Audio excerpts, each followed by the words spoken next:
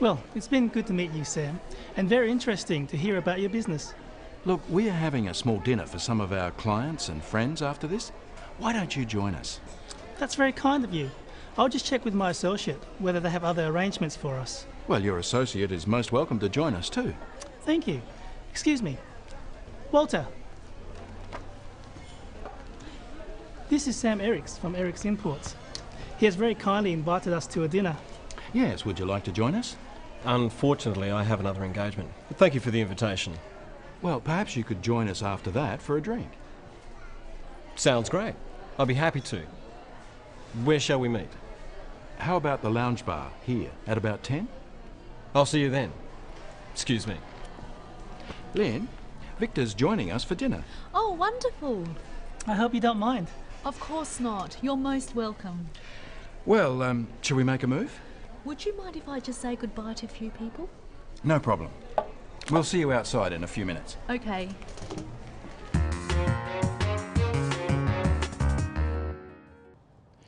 Let's look at invitations. How do you go about inviting someone to something? How does Sam invite Victor to his dinner? Look, we are having a small dinner for some of our clients and friends after this. Why don't you join us? Spoken invitations in this kind of situation are semi-formal. It's more like a suggestion than a formal invitation. There are a few different phrases you can use. Practice them with Sam. Why don't you join us? Perhaps you could join us. It would be great if you could join us. Would you like to join us? Notice that even though "it would be great if you could join us" is not in a question form, it is still being used as a question. Notice also how we use could and would in polite invitations, not can or will. How does Victor reply? That's very kind of you. He says, "That's very kind of you." When replying to an invitation, first thank the other person for the invitation, then give your answer. Here's Victor with some different ways of doing this. Thank you.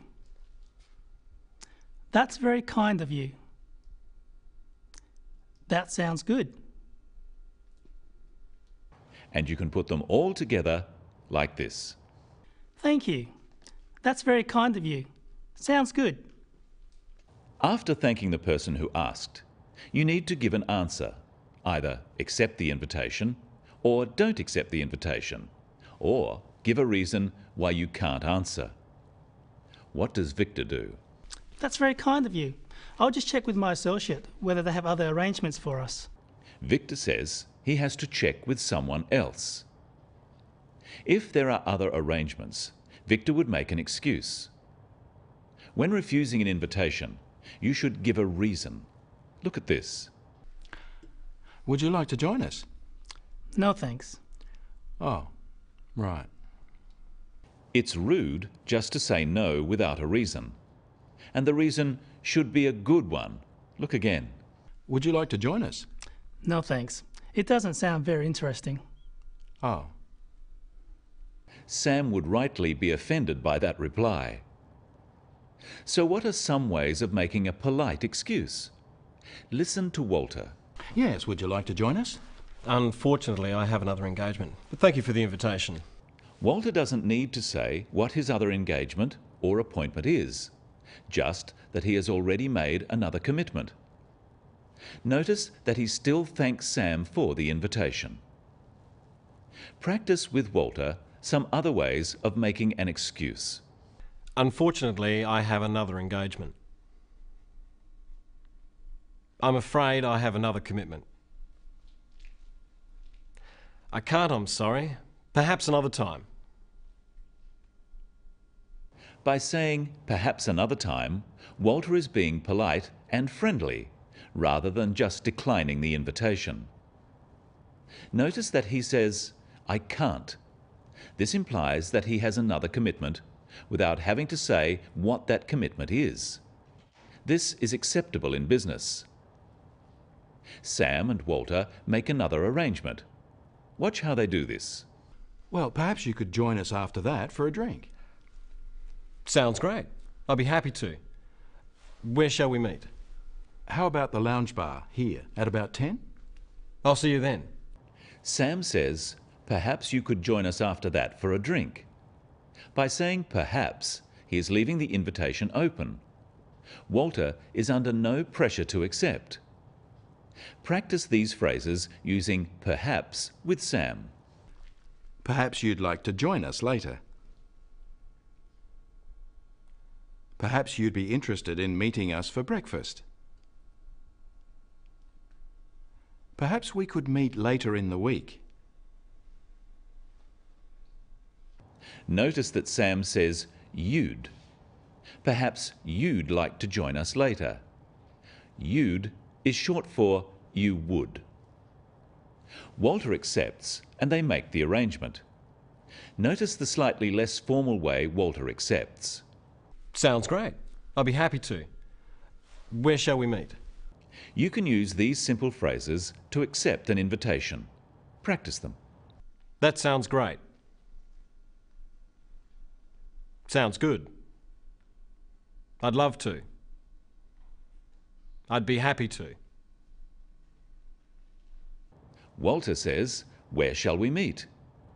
You can use shall or will, but shall we is a common usage in questions simply because it is easier to say than will we. Shall is also used when asking for or making suggestions. Let's look at how Sam makes the arrangement. How about the lounge bar here at about 10? I'll see you then. By asking where shall we meet, Walter is leaving the details of the arrangement up to Sam. Sam gives a place and a time, but because this is an informal meeting, he doesn't make it sound like an appointment. He says, how about the lounge bar? How about invites the other person to say if it is not convenient. And he says, at about 10, as a question. This also leaves room for the other person to suggest a different time. Practice these two phrases with Sam. Listen carefully to Sam's voice and whether he uses a rising or falling tone. How about the lounge bar here? About 10? Walter confirms the arrangement by saying, I'll see you then. This is now a definite commitment and an end to the arrangement. Notice how the stress is on the word then to confirm that the time is definite. Try saying this, I'll see you then. Let's have a look now at the end of the scene. There are some more useful phrases. Lynn, Victor's joining us for dinner. Oh, wonderful. I hope you don't mind. Of course not. You're most welcome. Well, shall we make a move? Would you mind if I just say goodbye to a few people? No problem. We'll see you outside in a few minutes. Okay. Victor says, I hope you don't mind. It's a polite way of asking for someone else's approval. But Lynn can't really say no since Victor is listening. But Lynn politely confirms the arrangement. Practice how she does this. Of course not. You're most welcome. What are the main points we've learned today? When inviting someone informally, make it sound like a suggestion. That way, if someone can't accept, they don't feel so bad. Why don't you join us? Instead of, I invite you to join us. And if you need to make an excuse, don't just refuse an invitation. Give a reason and apologize. I'm sorry, I have another commitment. When confirming details, use an upward inflection. About 10 sounds like an order, but about 10 is asking whether it's convenient for the other person. That's all for today on The Business of English. See you next time.